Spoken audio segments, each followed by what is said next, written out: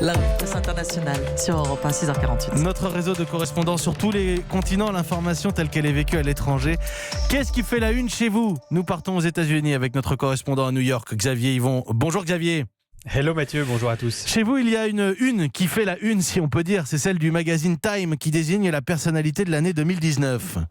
Oui, son visage juvénile et ses nattes symbolisent la lutte contre le réchauffement climatique. Greta Thunberg, l'activiste suédoise de 16 ans, depuis 1927, jamais Time n'avait décerné son prestigieux titre de personnalité de l'année à quelqu'un d'aussi jeune. Et le magazine revient sur son parcours incroyable, débuté il y a 16 mois, toute seule avec sa grève de l'école pour le climat.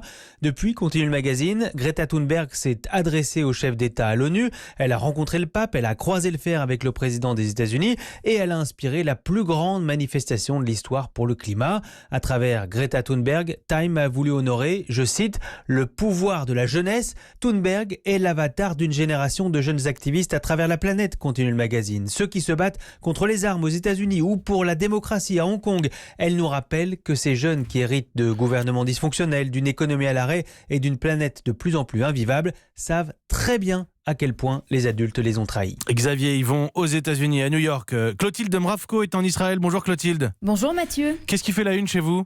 Ce matin, tous les journaux israéliens titrent sur les nouvelles élections dans le pays. Israël va revoter le 2 mars prochain et ce sera le 3e scrutin en moins d'un an du jamais vu, relève Yediot Aharonot. Après des législatives en avril, puis de nouvelles élections en septembre, ni le Premier ministre sortant Benyamin Netanyahou, mis en examen pour corruption, ni son rival centriste Benny Gantz, ancien chef de l'armée, n'ont réussi à former une coalition capable de gouverner. Les Israéliens en sont donc venus à la conclusion que ces troisièmes élections étaient nécessaires, juge l'éditorialiste du journal de gauche Haaretz. Pour elle, Netanyahou est responsable de cette profonde division au sein de la société israélienne. Après plus de 10 années consécutives au pouvoir, écrit-elle, il laisse derrière lui 2 peuples qui ne devraient pourtant faire qu'un.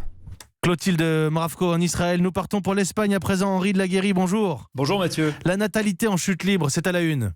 Oui, 170 000 enfants sont nés en Espagne au premier semestre 2019. C'est le chiffre le plus bas enregistré depuis 1941.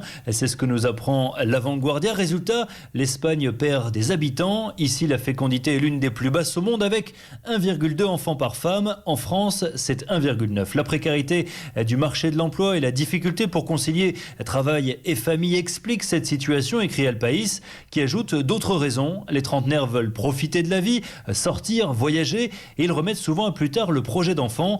La radio Cadena Copé déplore sur son site le manque de soutien économique. Ici, les allocations familiales, ça n'existe pas. On ne paye pas vraiment moins d'impôts quand on a des enfants. Les experts cités dans l'article aimeraient que l'Espagne s'inspire de la France qui, je cite, a réussi à améliorer sa natalité grâce à une vraie politique familiale. Henri de la Guérie en Espagne. Voilà pour cette revue de presse internationale. Nous étions en Espagne, aux États-Unis, en Israël. Notre réseau de correspondants sur tous les continents, tous les matins à 7h-10.